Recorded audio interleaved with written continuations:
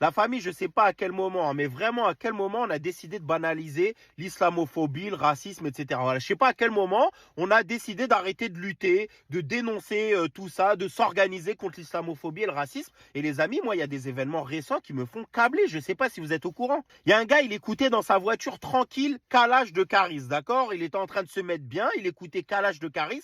Le mec, le lendemain, fracassage de porte à 6 heures du matin, lui et sa femme mis en garde à vue. Et vous savez pourquoi? Parce qu'il y avait une personne qui traînait pas loin de sa voiture. Elle a dit qu'elle a entendu le mec qu'il allait calacher des gens, etc., qu'il allait faire un acte terroriste. Donc, parce que c'est un arabe, le lendemain, on a fracassé sa porte.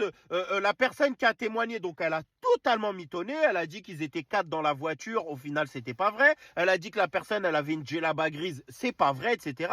Mais vous voyez comment, parce que la personne est arabe, c'est-à-dire de confession réelle ou supposée de confession musulmane, ok, on peut se permettre d'aller fracasser sa porte et la foutre en garde à vue sur une dénonciation calomnieuse. Il y a un autre événement, c'est le refrain, là, le Renoir qui a une boucherie. Mskin, il est là, il fait des vidéos où il est en train de trancher de la dinde, du poulet, etc. Insulte négrophobe, islamophobe, etc., etc. Nous, les Français, on a quelque chose d'extraordinaire que le monde entier nous envie. Le fromage.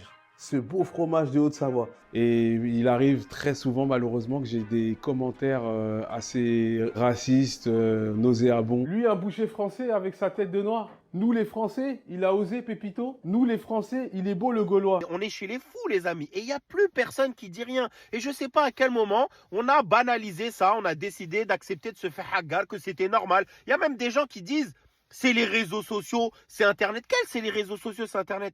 Les amis, quand la personne, elle t'a insulté, elle met sa veste, ses baskets, et elle va dehors, elle va travailler, elle prend les transports en commun. Elle existe, cette personne. D'accord? Les réseaux sociaux, Internet, c'est un outil. Ok? Mais ces gens-là, ils existent vraiment. Ce qu'ils ont écrit, ils le pensent. Peut-être qu'ils n'osent pas encore le dire en plein milieu de l'open space au travail. Ils n'osent pas le crier dans les transports en commun, d'accord? Mais ils le pensent. Ok? Et il faut que nous, on arrête de normaliser ça, de banaliser toutes ces insultes, etc.